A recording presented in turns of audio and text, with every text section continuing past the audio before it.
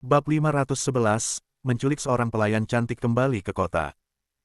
Li Zun tertegun sejenak, berpikir bahwa pelayan ini cukup berani. Saat bersiap untuk pergi, Li Zun berbalik dan mendekatinya. Semua orang merasa penasaran, tidak tahu apa yang ingin dilakukan Li Zun.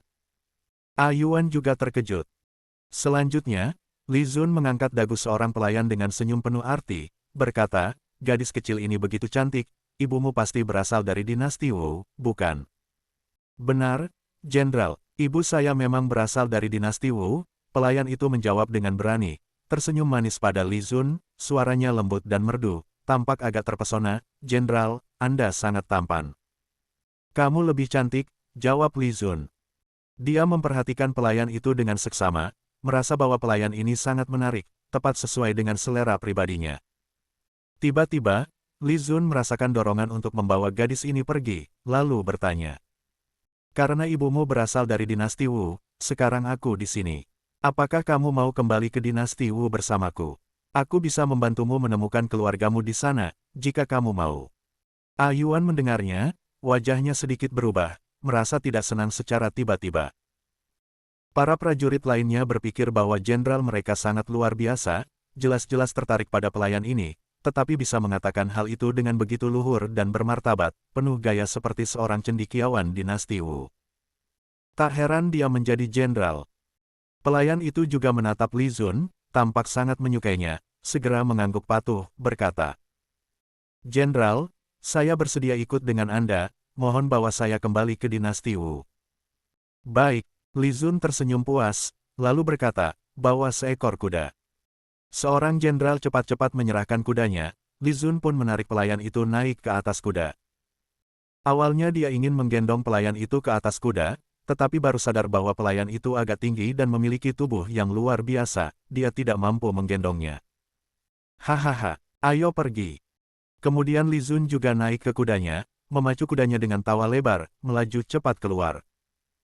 Di dalam aula istana, para kasim dan pelayan yang melihat pelayan itu pergi dengan Li Zun berkuda menjauh, saling berpandangan dengan ekspresi aneh. 2 saat kemudian, pasukan berkumpul di luar kota.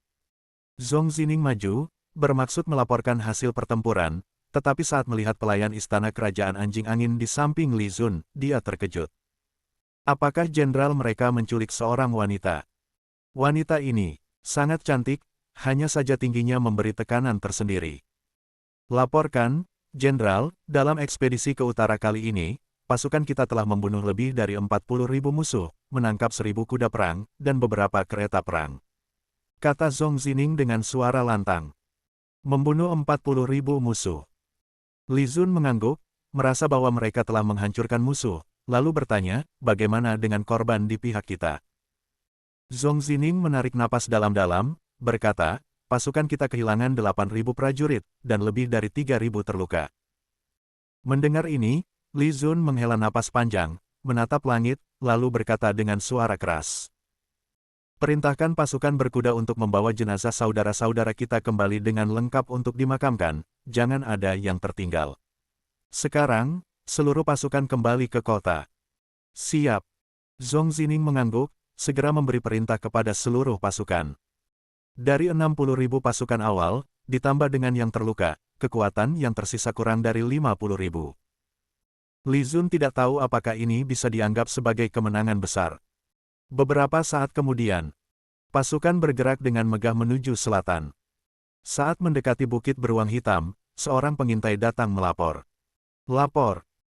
Lapor, Jenderal, Sima Qingshan mengirim 30.000 pasukan untuk memperkuat kerajaan anjing angin. Tetapi di tengah jalan, 10.000 pasukan tiba-tiba berbelok menuju Bukit Beruang Hitam, tampaknya ingin mencegat kita." Mendengar ini, Zhong Zining langsung mengernyit, berkata, "Apakah Sima Qingshan tidak belajar dari kesalahannya? Dia mencari kematian. Jenderal, saya mohon izin memimpin pasukan untuk menghancurkan bajingan tua ini." Li Zun mengangkat tangannya, menggeleng, berkata, "Tidak bisa. Para prajurit baru saja mengalami pertempuran besar, tidak cocok untuk berperang lagi." "Jenderal, tetapi..." Zhong Zining langsung mengernyit. Li Zun turun dari kudanya, mengeluarkan peta, menunjukkan Bukit Beruang Hitam, berkata, "Ada jalan gunung di sini, bisa cepat melintasi bukit beruang hitam. Meskipun sulit dilalui, pasukan kecil bisa melaluinya. Jadi, Jenderal Zhong, kamu sekarang segera pimpin pasukan pemanah menuju sana. Pastikan untuk bergabung dengan pasukan bantuan yang dipimpin oleh Perdana Menteri Ji dan penasehat militer sebelum pasukan Sima Qingshan tiba di Bukit Beruang Hitam, dan adakan penyergapan di sana untuk menghancurkan mereka. Aku akan memimpin pasukan besar menyerang dari belakang, kita akan menyerang dari dua arah, dan memastikan 10.000 pasukan Sima Qingshan tidak pernah meninggalkan Bukit Beruang Hitam. Zhong Zining mendengarnya, matanya langsung berbinar, segera mengerti, berkata, "Siap, Jenderal." Zhong Zining segera memimpin pasukan pemanah, bergerak cepat. Di belakang, pelayan yang menunggang kuda bersama Ayuan melihat pemandangan ini, matanya berkedip.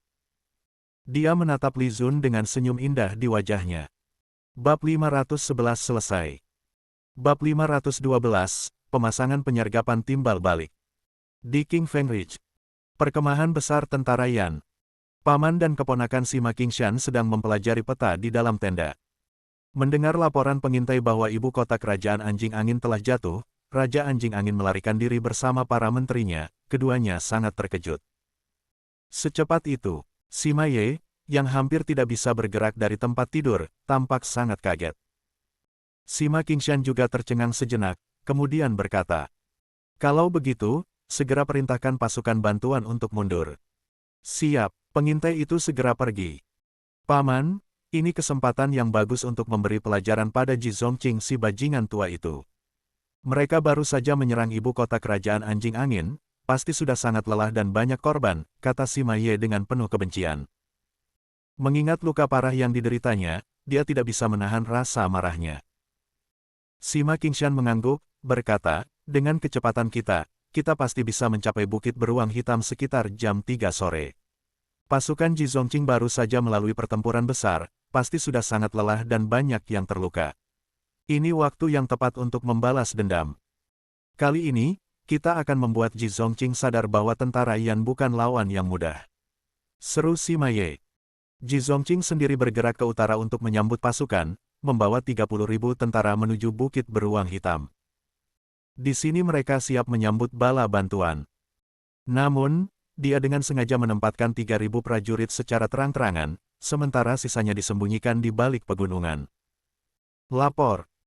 Ji Zongqing sedang berada di tenda sementara ketika tiba-tiba mendengar laporan dari luar. "Lapor, Jenderal Zhong meminta bertemu dengan Tuan Menteri."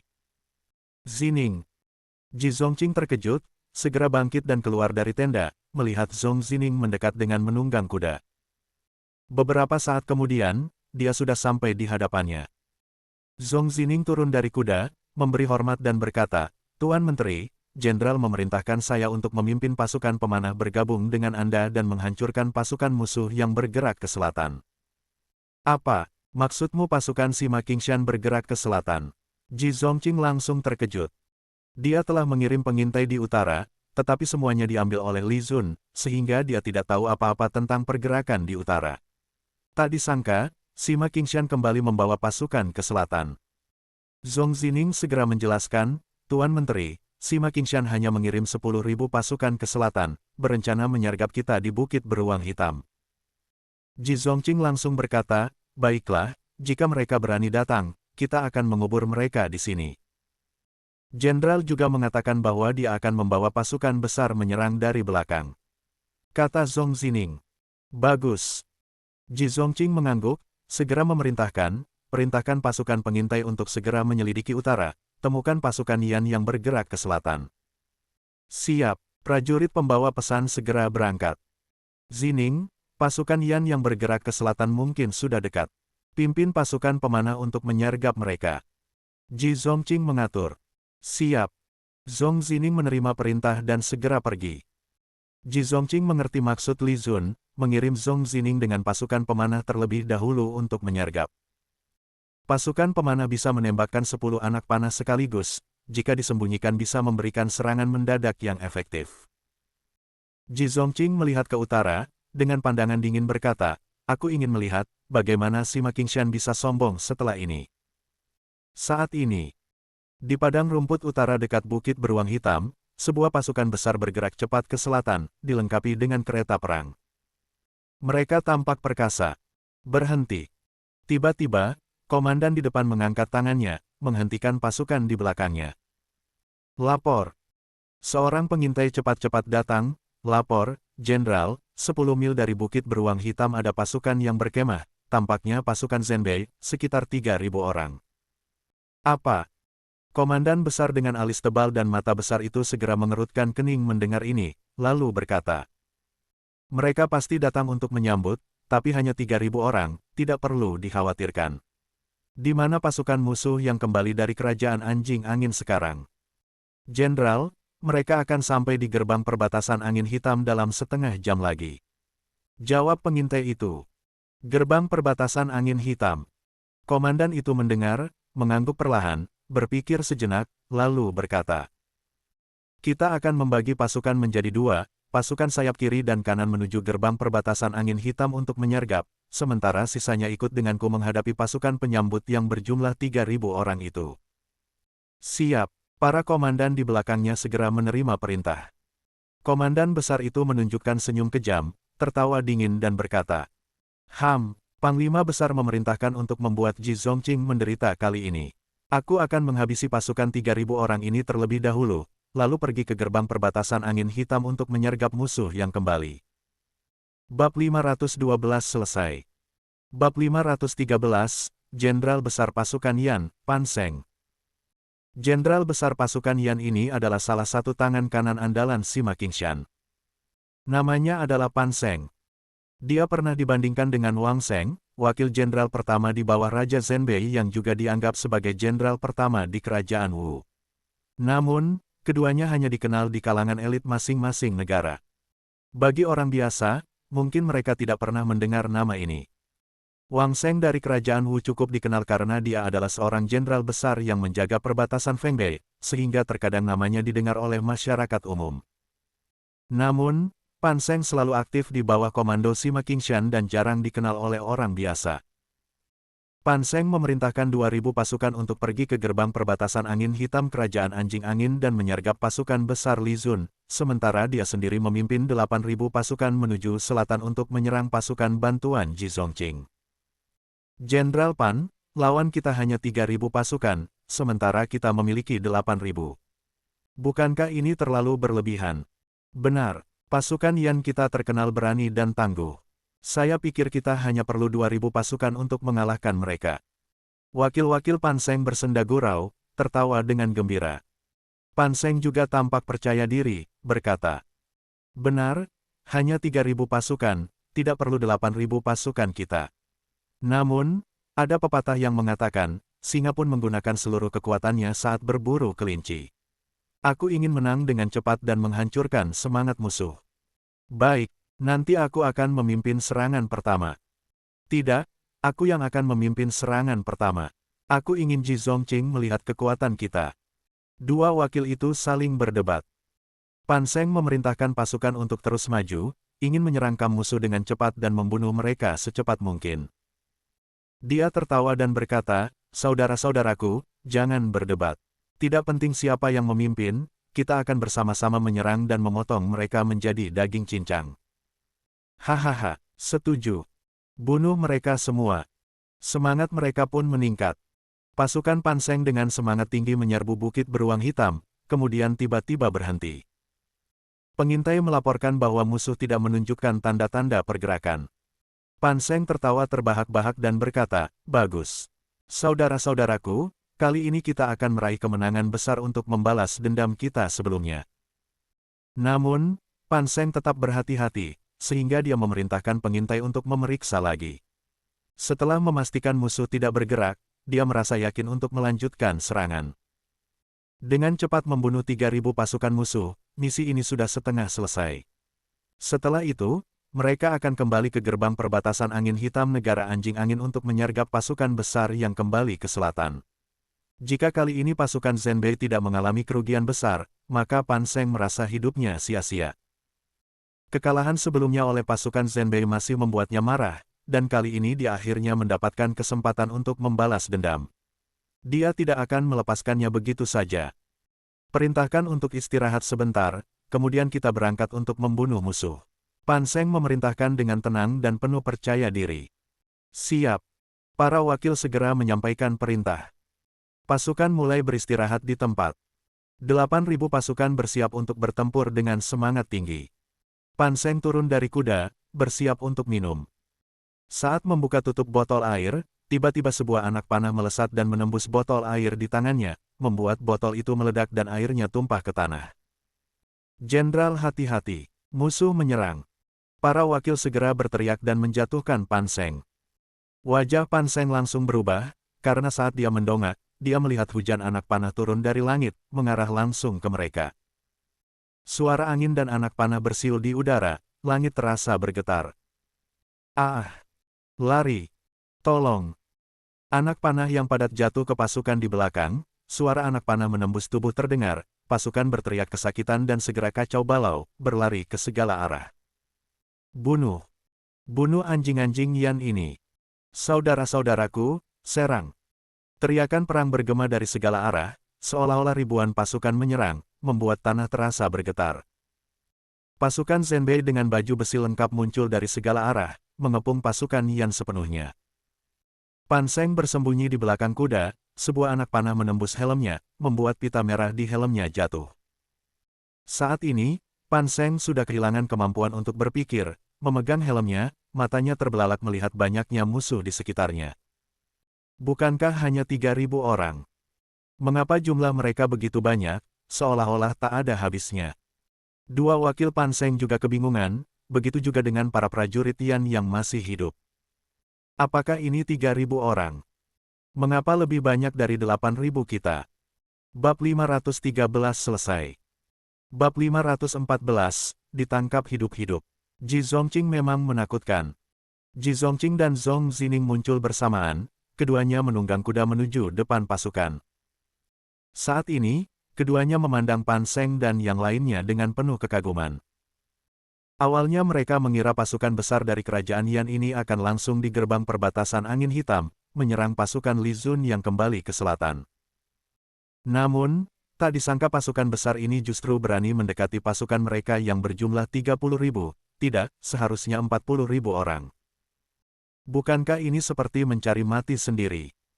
Saat Ji Zongqing menerima laporan dari pengintai, dia langsung tertawa, berpikir ini adalah kesempatan emas yang datang tanpa usaha. Musuh datang dengan sendirinya, tidak perlu repot-repot lagi. Siapa yang memimpin pasukan kalian? Maju dan bicara. Zhong Zining, sambil menunggang kuda dan memegang tombak, berteriak dingin ke arah pasukan Yan yang terkepung. Meskipun Pan Seng sangat ketakutan, sebagai seorang jenderal besar yang berpengalaman di medan perang, dia cepat menenangkan diri, maju dan memberi hormat, berkata, "Saya Pan Seng, boleh saya tahu siapa Anda?" Pan Seng. Zhong Zining tampak bingung, sementara mata Ji Zongqing menunjukkan keterkejutan. Ji Zongqing berkata, "Kamu adalah jenderal besar di bawah Sima Qingshan, Pan Seng." Ji Zongqing telah mempelajari para jenderal kerajaan Yan dengan saksama, dan Pan Seng yang terkenal itu tentu tidak asing baginya. Pan Seng adalah salah satu tangan kanan andalan Sima Qingshan, bahkan bisa disebut sebagai jenderal utama di bawahnya.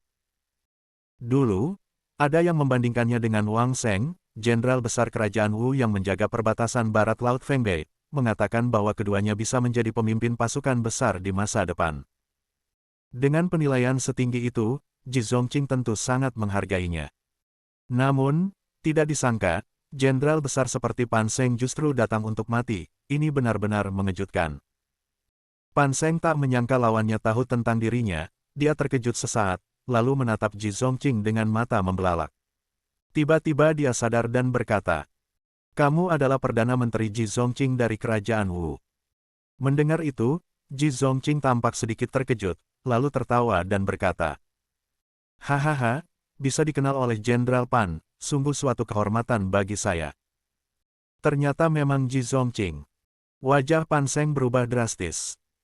Bukan hanya Pan Seng, pasukan Yan di belakangnya juga panik dan ketakutan.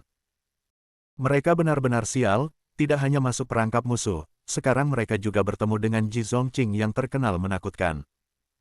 Nama besar Ji Zongqing telah menyebar di kalangan pasukan Yan akhir-akhir ini, semua mengatakan bahwa orang ini sangat menakutkan. Ternyata memang menakutkan.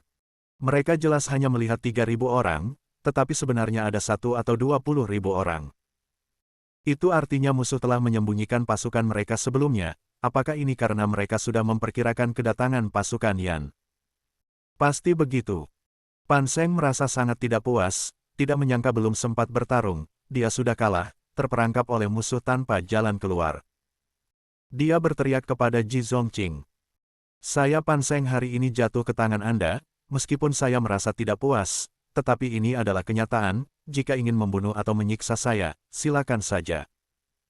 Ji Zongqing dan Zhong Zining saling berpandangan. Ji Zongqing tertawa dan berkata, Jenderal Pan terlalu merendah. Anda adalah jenderal besar di medan perang, bagaimana mungkin saya bisa membunuh Anda? Tidak membunuhnya. Pan Seng tertegun, diam-diam menghela napas lega. Lebih baik hidup daripada mati.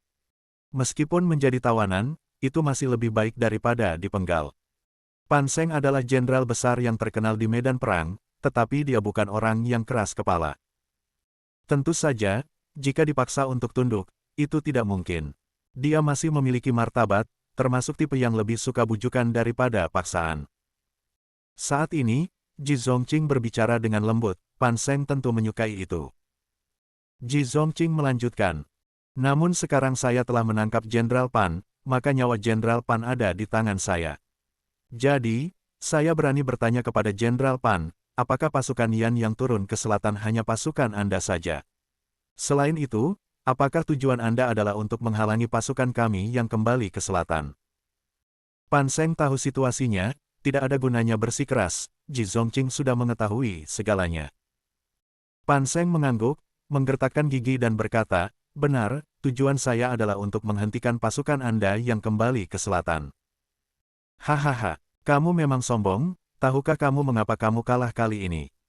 Sebelum Ji Zongqing sempat bicara, Zhong Zining tertawa mengejek dan bertanya kepada Pan Seng. Bab 514 selesai. Bab 515, Pan Seng, komandan kalian hanya anak kecil. Pan Seng mengerutkan kening, langsung menggelengkan kepala. Zhong Zining berkata dengan suara dingin, anak muda yang sombong. Berani meremehkan komandan kami, kekalahanmu kali ini sepenuhnya karena komandan kami sudah memerintahkan kami untuk menyergap. Tentu saja, juga karena kamu yang sombong dan datang sendiri mencari mati. Komandan, anak kecil itu. Tidak mungkin. Pan Seng langsung tidak percaya. Pan Seng berkata dengan suara dingin, meskipun aku kalah, namun kalian membawa anak kecil untuk menghina aku tidak terima. Anak kecil. Zhong Zining langsung marah mendengar itu. Dia mengangkat tombaknya dan hendak maju membunuh. Reaksi para prajurit pemanah Li Zun lebih keras lagi. Berani sekali, berani menghina komandan kami. Penggal dia. Anak ini mencari mati, aku akan memenggal kepalanya. Berani-beraninya dia mengatakan komandan kita anak kecil. Berani sekali. Orang sombong ini, datang ke sini dan terima kematianmu. Berani mengatakan komandan kami seperti itu, aku akan membunuhmu dengan satu panah. Penggal dia untukku. Jenderal Zhong, cepat bunuh dia. Komandan tidak boleh dihina. Ucapan Pan Seng memicu kemarahan besar, para prajurit Zhenbei di sekitar segera marah dan berteriak ingin membunuhnya. Berani sekali orang ini, mengatakan komandan mereka adalah anak kecil, sungguh penghinaan. Berhenti. Ji Zongqing menghentikan Zhong Zining yang siap menyerang dengan tombaknya. Namun, di dalam hatinya, dia merasa sangat puas. Akhirnya ada yang menyebut Li Zun sebagai anak kecil, sungguh menggembirakan. Di dalam hati, Ji Zongqing merasa sangat bahagia. Tentu saja, dia tidak bisa menunjukkan perasaan itu sekarang, para prajurit di sekitarnya tampak marah. Jika dia bertindak tidak sesuai dengan harapan mereka, mungkin kemarahan para prajurit akan tertuju padanya. Sekarang ini, reputasi Li Zun di dalam pasukan sangat tinggi, terutama setelah kemenangan-kemenangan yang dia pimpin, dukungan terhadapnya sangat luar biasa. Wibawa Ji Zongqing sebagai Perdana Menteri tidak sebanding dengan setengah dari wibawa Li Zun. Saat ini, Pan Seng dan para prajurit di belakangnya tampak sangat terkejut. Mengapa reaksi orang-orang ini begitu besar? Namun, mereka tidak salah, komandan lawan memang masih anak kecil. Mereka mendengar bahwa komandan itu adalah anak Kaisar Wu sekarang, usianya baru 17 atau 18 tahun, menyebutnya anak kecil memang tidak salah, kan? Reaksi mereka ini bukankah terlalu berlebihan? Pan Seng terkejut, untuk sementara memilih diam. Dia bukan orang bodoh, seseorang yang didukung sedemikian rupa oleh para prajuritnya, jelas bukan hanya anak kecil biasa. Apakah mungkin komandan lawan memiliki kelebihan tertentu? Tapi seharusnya tidak, Jenderal Besar mengatakan komandan itu hanya boneka Ji Zongqing, tidak perlu dikhawatirkan. Sudahlah, ikat mereka dan tunggu komandan kembali untuk memutuskan nasib mereka, perintah Ji Zongqing kemudian, menyuruh orang-orang untuk mengendalikan pasukan Pan Seng. Setelah ditembaki oleh pasukan pemanah, dari 8.000 prajurit Yan, lebih dari 1.000 tewas di tempat, beberapa ratus terluka, sehingga hanya tersisa sekitar 6.000 prajurit yang masih bisa bertarung. Namun, dikelilingi oleh 40.000 prajurit, jumlah ini bahkan tidak cukup untuk satu prajurit satu tebasan. Pasukan Yan ini hanya bisa pasrah. Ji Zongqing melanjutkan perintah, Zining, segera bawa pasukan pemanah untuk menyambut komandan, jika bertemu pasukan musuh di jalan, bunuh semuanya. Siap. Zhong Zining mengangguk, segera membawa pasukan pemanah pergi. Gerbang perbatasan angin hitam kerajaan anjing angin masih memiliki musuh 2.000 prajurit, mereka bisa bermain-main sedikit. Saat ini, Li Zun dengan pasukannya sudah hampir sampai di gerbang perbatasan angin hitam kerajaan anjing angin, mereka sudah bisa melihat benteng dari kejauhan. Li Zun tiba-tiba memerintahkan pasukan berhenti. Ayuan segera bertanya, ada apa? Kenapa tiba-tiba berhenti? Mereka tidak berjalan cepat, pasukan tidak perlu beristirahat. Pelayan perempuan di sampingnya, yang sudah memberitahu Li Zun bahwa namanya Tuo Tuo, seorang wanita dari Anjing Angin Kingdom, juga tampak bingung dan bertanya, Komandan, apakah jalan di depan salah?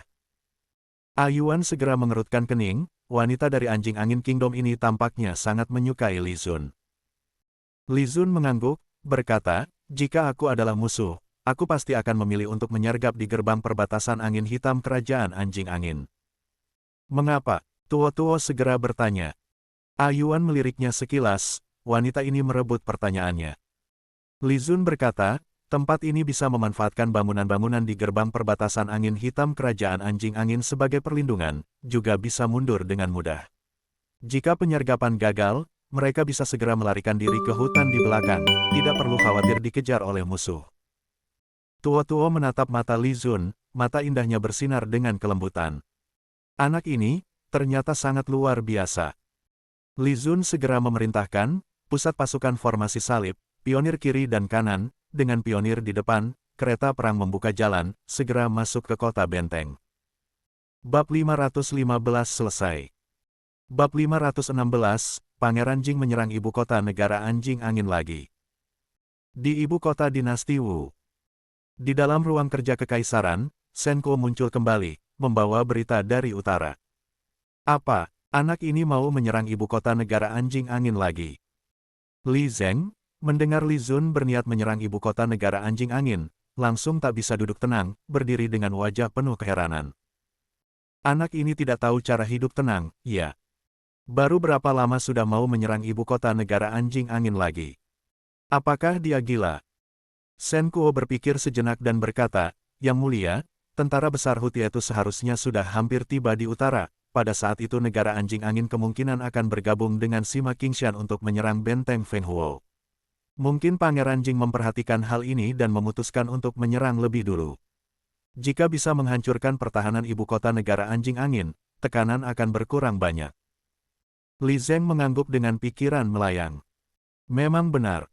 Perang di utara baru saja dimulai. Arah barat laut, Zhou Qing mungkin juga akan bergabung dengan pasukan ke utara. Jika itu terjadi, utara akan menghadapi situasi yang belum pernah terjadi sebelumnya, jadi menyerang ibu kota negara anjing angin sekarang bisa dimengerti. Namun, Li Zeng tetap merasa Li Zun terlalu suka mencari masalah. Hampir setiap beberapa hari sekali, sebelum dia bisa menenangkan pikirannya, Li Zun sudah mulai mengirim pasukan lagi. Li Zeng berkata perlahan, berita dari utara membutuhkan waktu setidaknya 1,5 hari untuk sampai, jadi sekarang dia sedang menyerang ibu kota negara anjing angin. Nada suara Li Zeng menjadi sedikit khawatir. Bagaimanapun, utara hanya memiliki 100.000 prajurit, jika terjadi sesuatu yang tidak diinginkan, konsekuensinya akan sangat buruk. Shen Kuo mengangguk, Yang Mulia, diperkirakan sekarang mereka sedang menyerang kota atau mungkin sudah selesai. Kita tidak tahu pasti.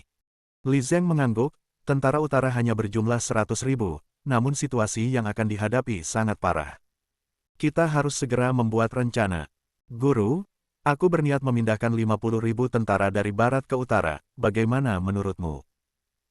Shen Kuo berpikir sejenak dan berkata, di wilayah barat kita, Raja Yan memiliki 118.000 tentara, dengan 30.000 ditempatkan secara permanen di benteng Fengbei. Sekarang, meskipun pasukan serigala telah dikepung dan kekuatan mereka berkurang, namun mereka masih dapat bekerja sama untuk melawan tentara Zhou Qing.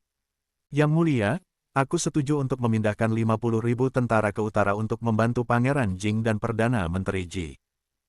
Li Zeng bersukacita, segera bertanya. Lalu siapa yang menurutmu harus memimpin 50.000 tentara ini ke utara? Shen Kuo segera berkata, dapat dipimpin oleh Jenderal Wang Sheng, jenderal pertama dari negeri kita. Jenderal Wang telah lama menjaga benteng Fengbei tanpa pernah mengalami perang besar. Sekarang, dengan sering terjadinya pertempuran di utara, mengirim Jenderal Wang untuk bergabung dengan Pangeran Jing dan Perdana Menteri Ji mungkin bisa membuatnya menjadi jenderal keempat negeri kita di masa depan. Jenderal ketiga sekarang adalah Li Zun. Baik.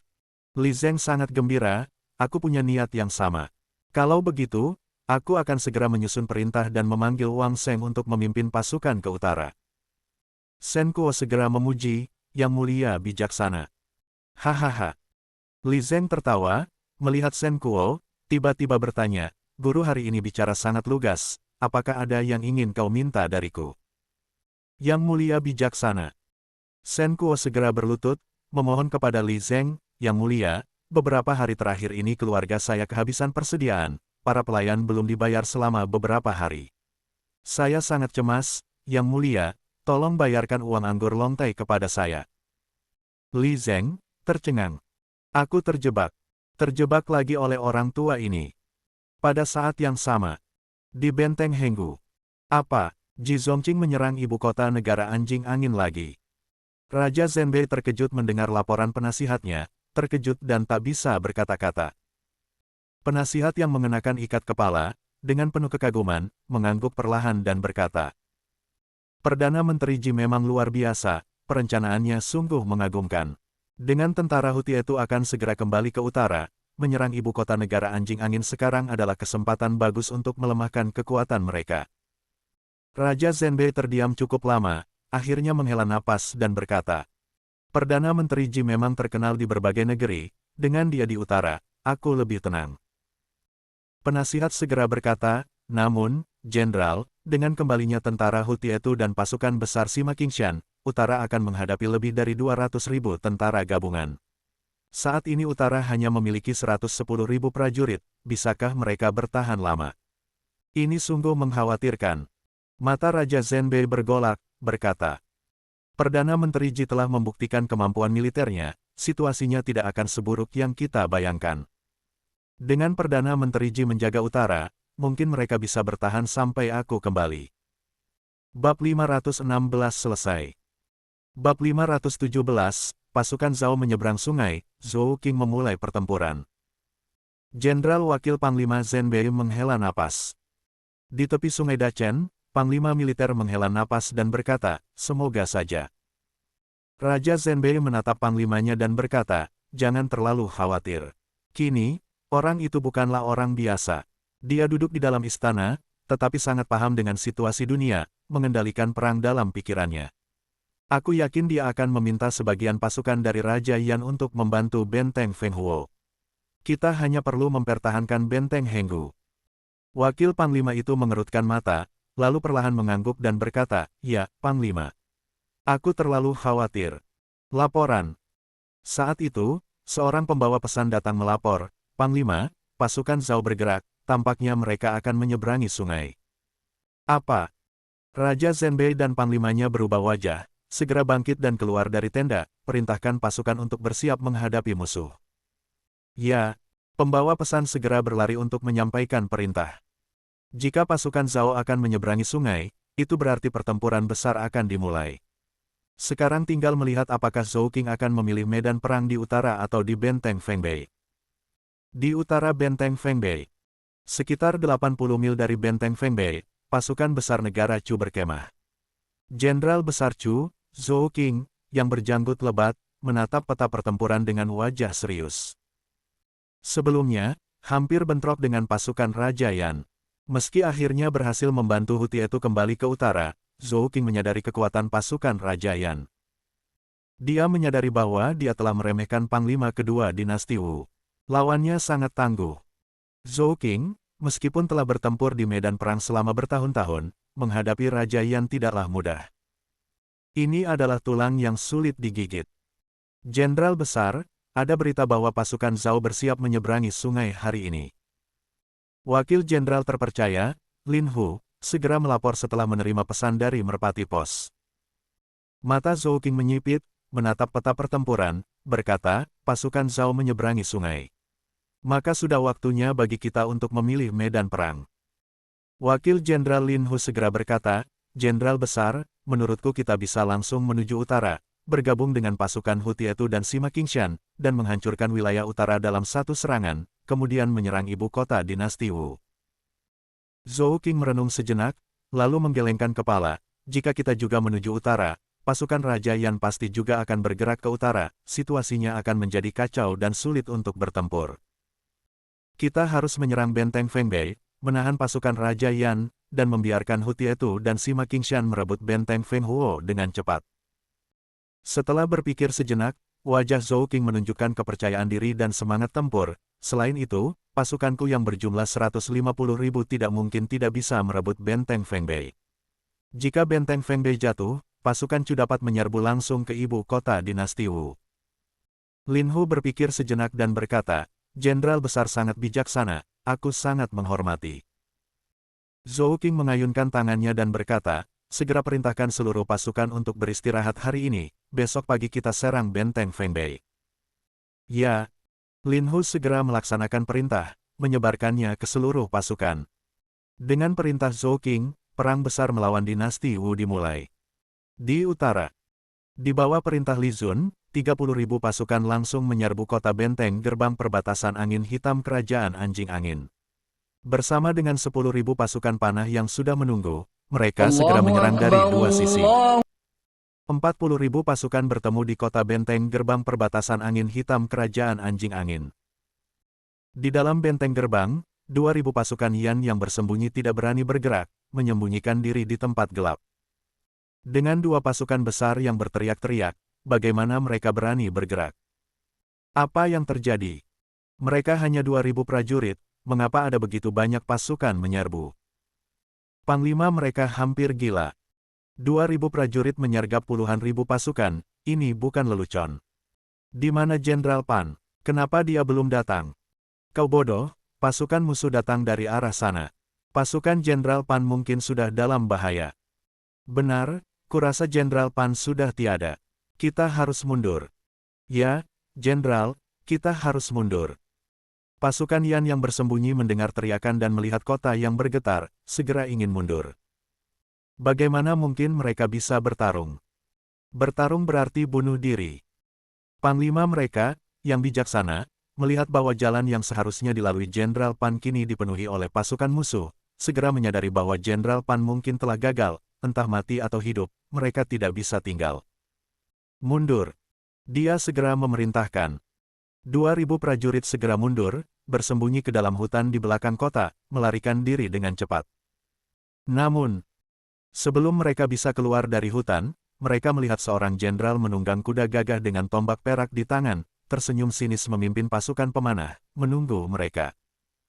Bab 517 selesai. Bab 518, apakah Li Zun adalah penguasa sebenarnya di utara? Tanpa perangkap di benteng. Jenderal, kota benteng kosong. Seorang pembawa pesan melapor dengan cepat. Kosong. Li Zun tertegun sejenak. Seharusnya tidak seperti ini. Benteng gerbang perbatasan angin hitam kerajaan Anjing Angin adalah tempat yang ideal untuk menyergap. Jika pasukan Yan tidak bersembunyi di sini, mengapa mereka memilih tempat yang kurang strategis seperti Bukit Beruang Hitam? Bukit Beruang Hitam tidak cocok untuk penyergapan karena medan yang datar membuat pasukan mudah dilihat dan dikepung oleh puluhan ribu pasukan Li Zun. Apakah mereka ingin bunuh diri? Tentu saja tidak masuk akal. Ji Zongqing membawa 20.000 pasukan untuk mendukung dirinya.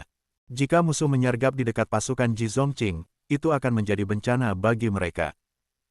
Mendengar bahwa benteng kosong, Ayuan dan pelayan tua-tua terlihat terkejut, terutama tua-tua yang mengerutkan kening.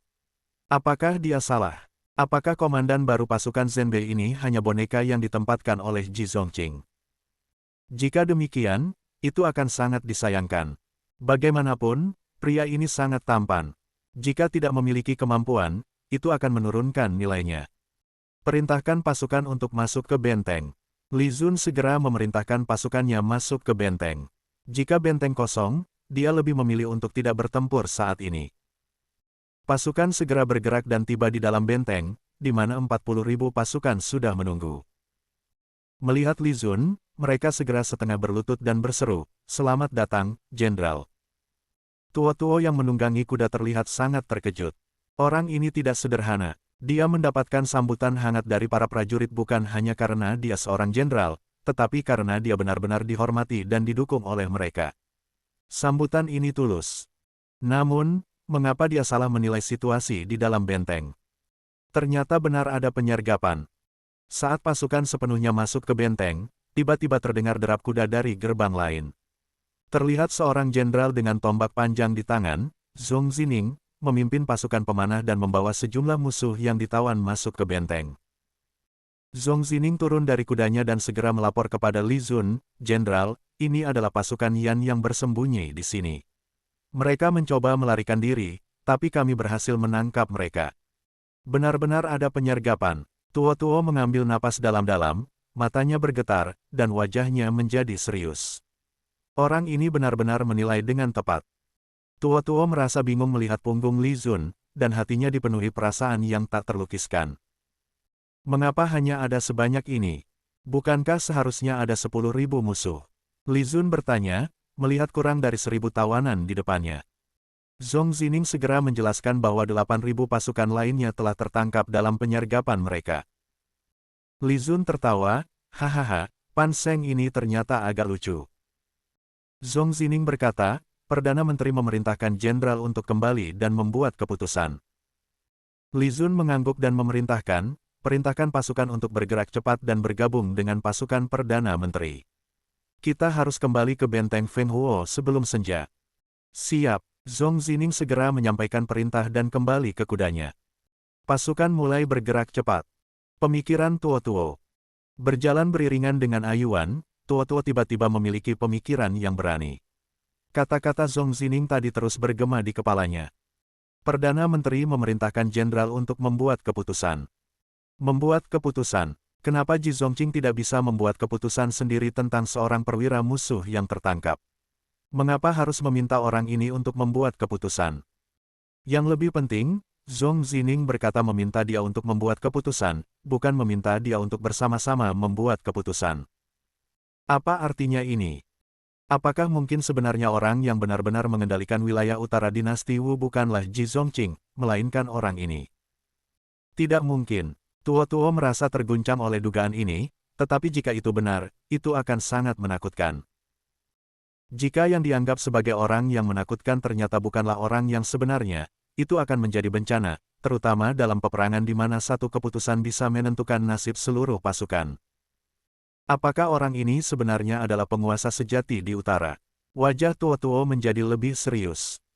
Bab 518 selesai. Bab 519, permaisuri kalian ada di tangan saya. Tidak lama kemudian, pasukan Li Zun yang kembali dari utara bertemu dengan pasukan Ji Zongqing. Ji Zongqing segera mendekat, tersenyum dan mengangkat tinjunya sebagai salam. "Jenderal, Anda telah menaklukkan lebih dari 40.000 musuh dan membuat raja musuh melarikan diri dari istananya.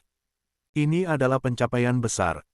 Kaisar telah mendengar kabar tentang pencapaian Anda dan telah mengirimkan 10.000 rusa hidup sebagai hadiah agar Anda dan para prajurit dapat merayakan bersama. Saya ucapkan selamat kepada Anda, Jenderal. Dengan hasil perang hari ini, Kaisar pasti akan sangat senang ketika kabar ini sampai di ibu kota." Sebelumnya, Zhong Zining sudah memberitahu Ji Zongqing tentang semua ini. Ji Zongqing tidak bisa tidak merasa sangat terkejut. Menaklukkan benteng saat fajar, menyerbu istana, membuat Raja Musuh melarikan diri, dan membunuh lebih dari 40.000 musuh. Semua ini sangat tidak terbayangkan. Setidaknya, jika Ji Zongqing yang memimpin pasukan, dia mungkin tidak akan bisa mendekati gerbang benteng musuh. Dia sangat mengagumi Li Zun. Pria ini benar-benar seorang jenius militer dengan rencana yang luar biasa. Mendengar pujian Ji Zongqing, Li Zun menyipitkan matanya, berpikir bahwa orang tua ini juga mulai pandai menjilat. Namun, Li Zun dengan ekspresi datar berkata, terima kasih kepada Perdana Menteri atas hadiahnya. Baik, Ji Zongqing tersenyum. Saat itu, dia melihat Tuo-Tuo, yang berpakaian seperti pelayan istana negara musuh, berdiri di samping Ayuan. Dia terlihat agak terkejut. Ternyata Li Zun tidak bisa lepas dari wanita. Dia bahkan membawa pelayan dari istana musuh. Saat ini, Tuo-Tuo juga diam-diam mengamati Ji Zongqing. Nama Ji Zongqing sering disebut-sebut di istana negara musuh baru-baru ini, membuat para menteri sangat khawatir. Orang ini sangat ditakuti, membuat para menteri di istana musuh menggertakkan gigi mereka.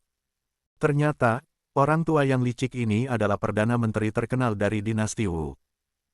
Namun, Tuo-Tuo menyadari bahwa Ji Zongqing tampaknya benar-benar tunduk kepada komandan baru pasukan Zenbei, Li Zun. Hatinya berat. Ini tidak baik. Tampaknya dugaannya benar. Penguasa sejati di utara bukanlah Ji Zongqing yang licik, melainkan komandan muda yang baru berusia 17 tahun ini. Semua orang salah, mereka semua salah. Informasi ini harus segera dikirim kembali ke negara musuh untuk memperingatkan Sima Qingshan dan bahkan Zhou Qing. Musuh mereka yang sebenarnya bukanlah Ji Zongqing yang ditakuti, tetapi komandan baru ini, yang tampak seperti boneka. Orang ini adalah ancaman yang sebenarnya. Jenderal, mari kita kembali ke kota.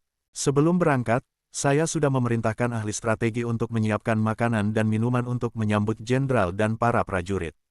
Ji Zongqing segera berkata, siap memimpin pasukan kembali ke kota. Namun, Li Zun mengangkat tangan dan berkata dengan dingin, Perdana Menteri, jangan terburu-buru. Ada sesuatu yang harus dilakukan sebelum kita kembali.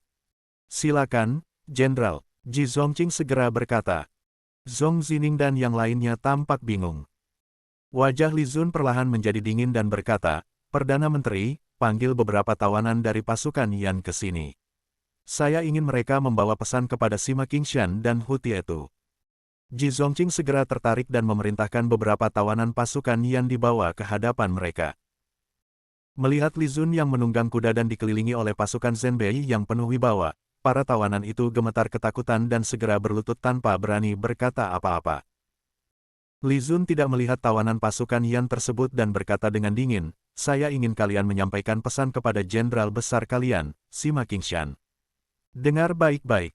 Silakan, Jenderal. Silakan katakan. Para tawanan itu mengangguk cepat, gemetar ketakutan. Li Zun berkata, katakan kepada jenderal besar kalian, jika dia ingin jenderal kalian kembali dengan selamat, dia harus menukar 500 kuda perang. 500 kuda perang. Wow. Ji Zongqing dan yang lainnya terkejut mendengarnya. Ji Zongqing berpikir, pria ini benar-benar seorang pedagang ulung, tahu bagaimana melakukan bisnis. Para tawanan itu tampak terkejut. Ini terlalu kejam. Mendapatkan kuda perang dengan menyeberangi sungai sangat sulit, dan jumlahnya tidak banyak. Meminta 500 kuda, bukankah itu sama saja membiarkan jenderal mati? Li Zun melanjutkan, untuk ribuan prajurit yang tersisa, katakan kepada jenderal besar kalian untuk menukar mereka dengan 2.000 kereta perang atau 1.000 kuda perang. Jika tidak setuju, saya akan menjadikan mereka budak. Ya, kami pasti akan menyampaikannya. Para tawanan itu segera mengangguk. Li Zun melanjutkan, dan lagi, beritahu Hu Tietu bahwa permaisuri mereka ada di tangan saya. Jika ingin dia kembali, mereka harus menukar 1.000 kuda perang. Apa? Permaisuri yang memerintah negara musuh. Di mana? Ji Zongqing dan yang lainnya terkejut tidak percaya dengan apa yang mereka dengar. Sementara itu, pelayan tua-tua di atas kuda tampak sangat terkejut, ternganga menatap Li Zun. Bab 519 selesai. Bab 520, Ayuan, kau benar-benar cantik. Pasukan besar kembali dengan kemenangan, dan penduduk kota Fenghuo menyambut dengan berbaris di sepanjang jalan. Namun, Li Zun memutuskan untuk membawa jenazah para prajurit yang gugur terlebih dahulu, membuat rakyat menangis pilu. Setibanya di perkemahan, dari kejauhan sudah tercium aroma daging yang menggugah selera, langsung membuat para prajurit bersorak kegirangan. Memang jarang sekali mereka bisa makan daging. Hari ini mereka benar-benar akan berpesta. Li Zun segera tertawa dan berkata, "Saudara-saudara, malam ini makan daging dan minum sepuasnya." "Baik. Hahaha, ini benar-benar luar biasa. Aku sudah lama tidak merasakan daging, malam ini aku akan makan sepuasnya." Mereka merayakan kemenangan besar dengan daging rusa, hati mereka sangat senang. Melihat senyum di wajah para prajurit dan ekspresi penuh harapan mereka, Li Zun juga merasa sangat gembira. Kembali ke tenda komandan, Li Zun melepas baju zirahnya, dan langsung meringis kesakitan sambil menarik napas dalam. Sebelumnya, di ibu kota kerajaan Anjing Angin, dia terkena tebasan yang membuatnya terluka. Saat itu, dia meminta Ayuan untuk merahasiakannya dan hanya melakukan perawatan sederhana. Namun, sepanjang perjalanan dengan naik kuda, lukanya kembali terasa sakit begitu dia melepas baju zirahnya. Pelan-pelan, Ayuan terlihat sangat khawatir, nada suaranya penuh teguran. Dengan cepat dia membuka pakaian Li Zun, dan melihat luka yang sudah dirawat sederhana, meskipun tidak dalam, namun kini kembali berdarah. Ayuan segera mengambil kain putih dan arak obat, membersihkan luka, dan membalutnya kembali. Sambil memakaikan pakaian pada Li Zun, dia menggerutu. "Saat pulang kenapa kamu harus pamer? Sudah menang, kamu tidak perlu naik kuda kembali, lihat sekarang lukamu terbuka lagi." Li Zun merasakan kepedulian dalam nada bicara Ayuan, hatinya sangat terharu, meskipun merasa sedikit geli, dia pikir Ayuan benar-benar berbeda dari dulu. "Saudara-saudara kita menang besar, semua sedang bahagia. Kalau mereka melihat aku terluka, mereka tidak akan berani bersenang-senang. Bagaimana mungkin aku bisa merusak suasana hati mereka?" Li Zun menjelaskan sambil tersenyum. Ayuan tampak terkejut, matanya seketika menjadi lembut, menatap Li Zun, dan perlahan berkata, "Kamu sekarang berbeda dari sebelumnya. Dulu kamu tidak begitu memikirkan orang lain." Li Zun terdiam sejenak. Dia sebenarnya ingin mengatakan bahwa Ayuan juga berbeda dari sebelumnya, tapi ternyata dia yang lebih dulu mengatakan bahwa dirinya berbeda. Benar-benar aneh. "Benarkah? Aku dulu tidak memikirkan orang lain?" Li Zun bertanya. Dia merasa dia cukup memikirkan orang lain. Ayuan menatapnya, dan berkata, "Setidaknya, saat aku pertama kali bertemu kamu, kamu berbeda dengan sekarang. Meski kamu memikirkan orang lain, tapi tidak sampai memikirkan perasaan mereka." Li Zun sendiri tidak begitu ingat, hanya tersenyum kecil, melihat wajah Ayuan yang begitu cantik, dia berkata, "Aku juga merasa kamu berbeda dari sebelumnya, dulu kamu tidak begitu peduli padaku. Aku ingat saat pertama bertemu kamu sangat kaku dan formal." Mata Ayuan menyipit, terdiam sejenak, menunduk dan tidak berkata apa-apa. Li Zun membuka mulutnya, melihatnya, tidak tahan untuk berkata, "Ayuan, kamu benar-benar cantik." Seketika, wajah Ayuan memerah, tubuhnya gemetar, dan dia langsung menjadi sedikit canggung. Suasana di tenda komandan tiba-tiba menjadi sangat romantis, tangan Li Zun tidak bisa menahan diri untuk meraih tangan lembut Ayuan. Ayuan tidak menghindar sedikit pun, seakan lupa segalanya. Li Zun bersiap untuk berbicara. Uhuk-uhuk. Tiba-tiba terdengar suara batuk, memecahkan suasana. Ayuan seolah tersentak listrik, segera bangkit, mengambil arak obat dan kain putih, lalu cepat-cepat keluar dari tenda. Ternyata yang berdiri di pintu tenda adalah Ji Zongqing, orang tua itu. Melihat Ayuan keluar dengan wajah merah, Ji Zongqing tertawa. "Apakah aku mengganggu kalian?" Li Zun yang biasanya tidak mudah malu, kali ini tidak bisa menahan wajahnya yang memerah, dengan sedikit kesal dia berkata, "Apa yang membawa Tuan Ji ke sini malam-malam?" Untungnya, orang tua itu datang tepat waktu, kalau tidak, dia mungkin akan melakukan sesuatu yang membuat Ayuan merasa canggung. Sialan. Di perkemahan ini hanya ada pria, hanya ada Ayuan yang begitu cantik, ini mudah membuat orang berbuat kesalahan. Ji Zongqing duduk di depan Li Zun, langsung ke intinya. "Bagaimana kamu tahu, wanita itu adalah Ibu Suri yang memerintah dari balik tirai di kerajaan Anjing Angin?" Bab 520 selesai. Bersambung ke bab 521.